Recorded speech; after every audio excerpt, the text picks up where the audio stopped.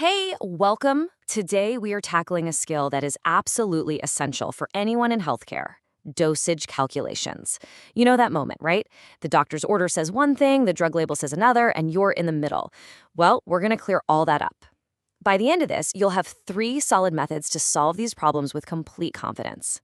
Let's do this. So here's our game plan. First, we'll look at the exact challenge we're facing. Then we're going to walk through 3 different ways to solve it, step by step. And finally, I'll show you how to pick the best method for any situation and give you a final checklist to make sure you get it right every single time. Okay, let's jump right into a classic scenario. The doctor orders 0.5 grams. You look in the med drawer, and all you have are 250 milligram tablets. The units, they don't match. This isn't some rare puzzle, you guys. This is a daily reality in healthcare. Getting the right answer is absolutely non-negotiable for patient safety. And that's really the core of it. This mismatch isn't a mistake. It's just how things work. The prescriber thinks in grams, the pharmacy supplies in milligrams, and you are the critical safety stop that has to bridge that gap. This isn't just about passing a test, it's about protecting your patients, every single shift. All right, let's start with our first tool in the toolbox, the basic formula. Think of this as your go-to for simple, straightforward problems. It's clean, it's easy to remember, and it's a fantastic place to start. The formula itself is just D divided by H times V. You can just remember it as D over H times V. Super simple, and it works perfectly for a lot of common situations. So let's break down what each of those letters actually stands for. It's really intuitive. D is for the desired dose. That's what the doctor ordered. H is for what you have on hand, what the drug label says. And V is for the vehicle, which is just the form the medicine is in, like 1 tablet or 1 ml of liquid. Okay, let's see it in action. Let's say the order is for 500 milligrams. You have 250 milligram tablets, so desired is 500, what you have is 250, you just plug it in. 500 divided by 250 times 1 tablet for the vehicle, and that gives you 2 tablets. Simple, right? But, and this is a huge but, here's the catch. The basic formula cannot, I repeat, cannot handle unit conversions on its own. It only works if your desired dose and your half dose are already in the same units.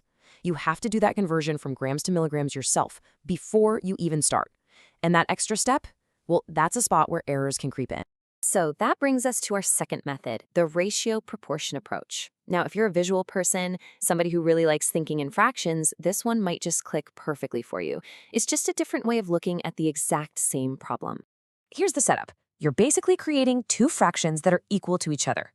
On one side, you put what you have, the dose on hand over the quantity on hand. And on the other side, you put what you want, the desired dose over X, which is just the unknown amount we're trying to figure out. And the process is a simple 3-step dance. First, write the fraction for what you have.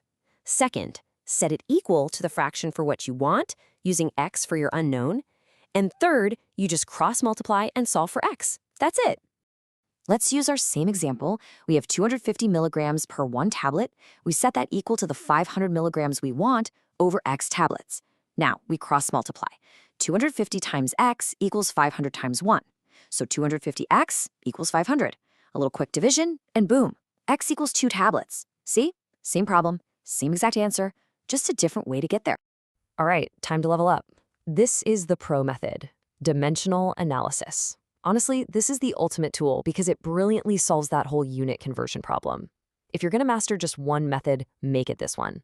It's the gold standard for safety, and it's your best friend on exams. The idea behind dimensional analysis is just so elegant. You set up a long multiplication problem with a bunch of fractions, but you arrange them in a very clever way so that all the units you don't want, like milligrams and grams, cancel each other out, leaving you with only the unit you do want in the final answer. It's like a self-checking system. It's beautiful. So how do you build one of these equations? It's really just 3 pieces. You start with what's on the drug label, that's your vehicle over what you have on hand. Then, and this is the magic part, you add a conversion factor if you need it. And finally, you multiply by the doctor's order. Okay, let's go all the way back to our very first problem. The order was 0.5 grams, and our supply is 250 milligram tablets. Here's how we set it up. We start with what we have, 1 tablet per 250 milligrams.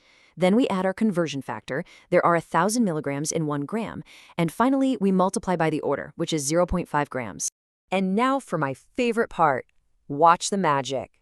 The milligrams on the bottom of the first fraction cancels out the milligrams on top of the second. The grams on the bottom of the second cancels out the grams on top of the third. What's the only unit left standing? Tablets. It's exactly what we wanted to find. From there, the math is easy, and it gives us the right answer. 2 tablets. This is why this method is so powerful. Okay, so now you have 3 powerful methods in your toolkit. The big question is, which one do you use and when? Well, it's really all about picking the right tool for the job that's right in front of you. Here's the simple rule of thumb. If the units in the problem already match, go ahead, use the basic formula or the ratio method. They're fast, they work great. But the second you see different units, like grams and milligrams, your brain should immediately switch gears to dimensional analysis. It is the essential and much safer choice. I mean, this chart really says it all. Can it handle unit conversions? Only dimensional analysis gets a yes. That's what makes it the most flexible. And that's why, critically, it is the best method for exams like the NCLEX. It forces you to show your work and track your units, which makes it so much harder to make a simple, silly mistake. So let's just boil this down. For any test, for any clinical situation, here's your key takeaway. If the units are different, you always use dimensional analysis. It's your safety net. And no matter what method you use, get in the habit of labeling your units as you go. It's a simple little thing that will save you from so many headaches and make sure your final answer actually makes sense. And finally, before you ever act on a calculation, let's build in one last little safety check. Think of it as a quick mental checklist you can run through every single time just to be sure you've got it right. Okay, make this your habit.